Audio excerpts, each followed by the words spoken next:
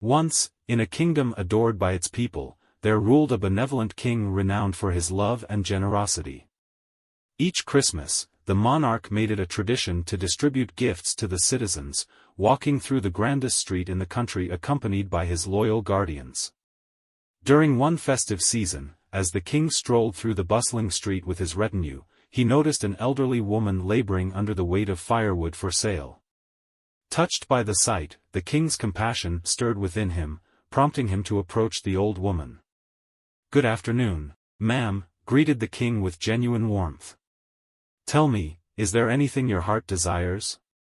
I am willing to grant you any wish." The elderly woman, bowing with humility, responded, "Thank you, my gracious king, but I lack nothing. I desire nothing." The king, astonished by her contentment despite her impoverished circumstances, insisted on fulfilling her wishes. After a moment of contemplation, the humble woman agreed and said, "If I may, my lord, the only thing I wish for is your presence for a Christmas Eve dinner at my hovel." The king, taken aback by the unexpected request to join a dinner in a modest dwelling instead of a grand palace, hesitated briefly. However, moved by the sincerity in the woman's eyes, he graciously accepted her invitation to share in the warmth of her humble home on Christmas Eve. And so, he says goodbye for the old woman and start his way to back the palace. Upon returning to the palace, the king, inspired by the old woman's sincerity, gathered his loyal guardians and issued a decree. He commanded them to construct a road connecting the palace to the old lady's home, ensuring ease of travel for future visits. Additionally, the king ordered the construction of a magnificent mansion that would serve as a dignified venue for their shared dinners. The skilled engineers and architects from across the kingdom rallied together, working tirelessly to transform the old lady's humble dwelling into a splendid mansion. In a mere 3 days, the disbanding of the old hovel gave rise to a beautiful abode that reflected the newfound bond between the king and the elderly woman. As Christmas Eve approached, the king, accompanied by his entourage, made his way to the newly built mansion. The palace chefs, having received the king's instructions, meticulously arranged a grand Christmas dinner within the woman's home.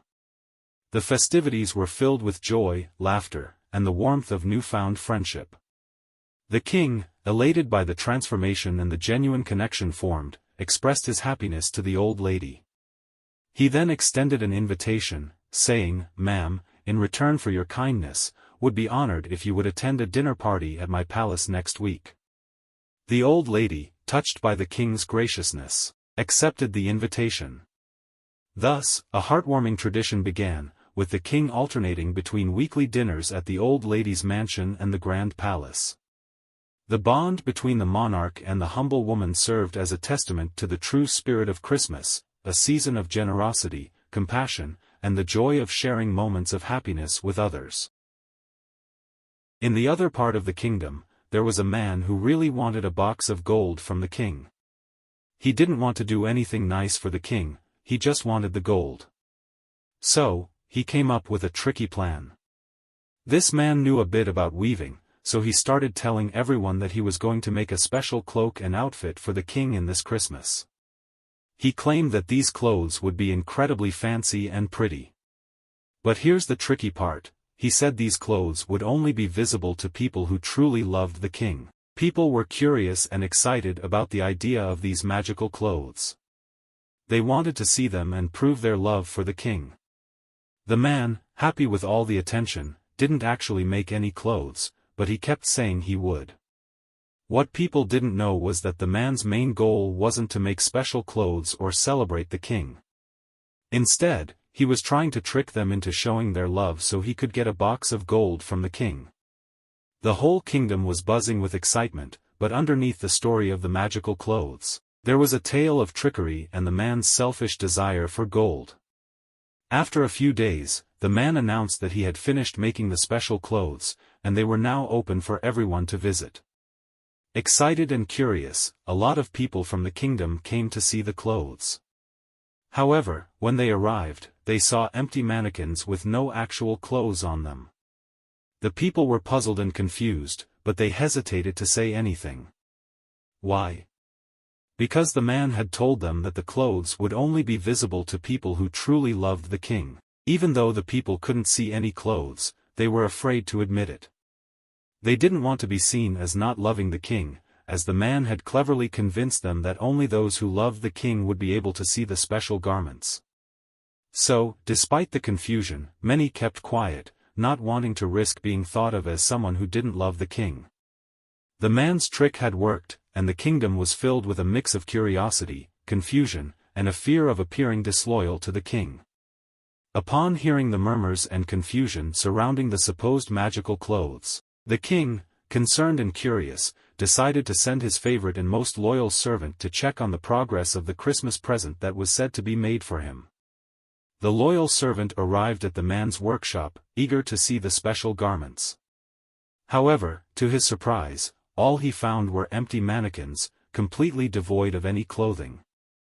Perplexed, the loyal servant couldn't contain his honesty and told the man straightforwardly, "There is nothing in the mannequin." The selfish man, realizing that his trick was on the verge of being exposed, hastily replied, "Everyone saw the clothes. If you can't see them, this means you don't love the king."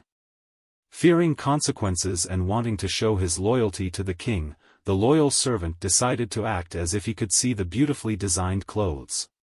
He pretended to admire the invisible garments, playing along with the deception. Returning to the palace, the loyal servant conveyed to the king that the clothes were indeed real and exquisitely designed. The king, trusting his loyal servant's words, felt delighted that such a thoughtful and special Christmas present awaited him. The very next morning, the greedy man confidently made his way to the palace, pretending to hold the supposedly expensive and magical clothes in his empty hands. With a sly smile, he floated his hands through the air, putting on a convincing act as if he were gripping the invisible garments. The king, observing this performance, saw nothing in the man's hands but felt a growing unease. Thoughts raced through his mind: what if everyone could see the clothes, and he was the only one who couldn't?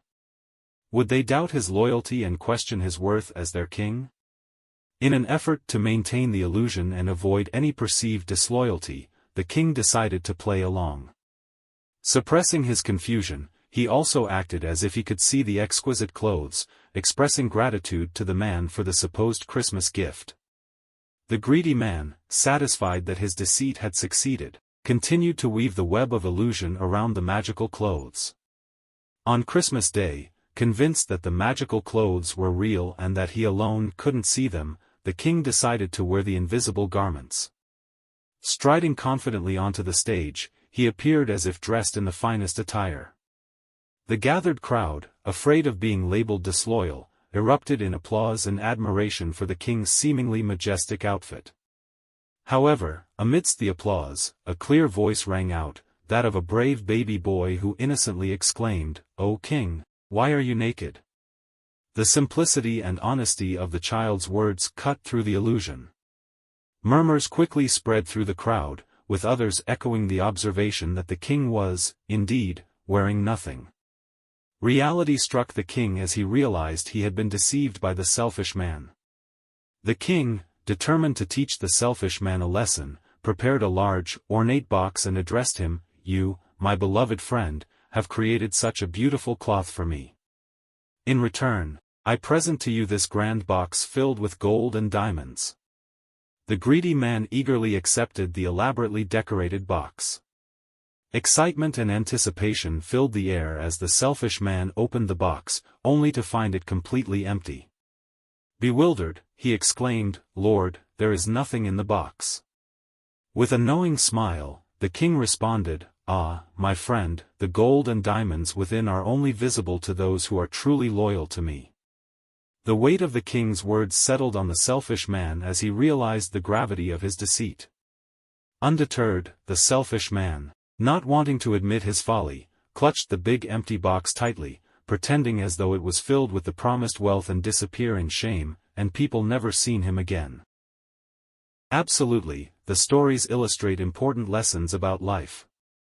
In the first story, the old woman's contentment and gratitude, despite her modest circumstances, highlight the value of appreciating what one has. Her refusal of material gifts and her humble invitation for the king to share a meal in her home emphasized the richness that gratitude and thankfulness can bring to one's life. On the other hand, the second story warns against the pitfalls of greed and deceit. The greedy man's pursuit of personal gain through trickery ultimately leads to his own embarrassment. The king's clever response with the empty box serves as a reminder that honesty, integrity, and genuine connections are far more valuable than the pursuit of wealth through dishonest means. In essence, these stories teach us about the importance of gratitude, contentment, and honesty in our lives, emphasizing the notion that true wealth is often found in the simplicity of appreciating what we have and in cultivating genuine connections with others. Subscribe Animate Momentum for more inspirational videos.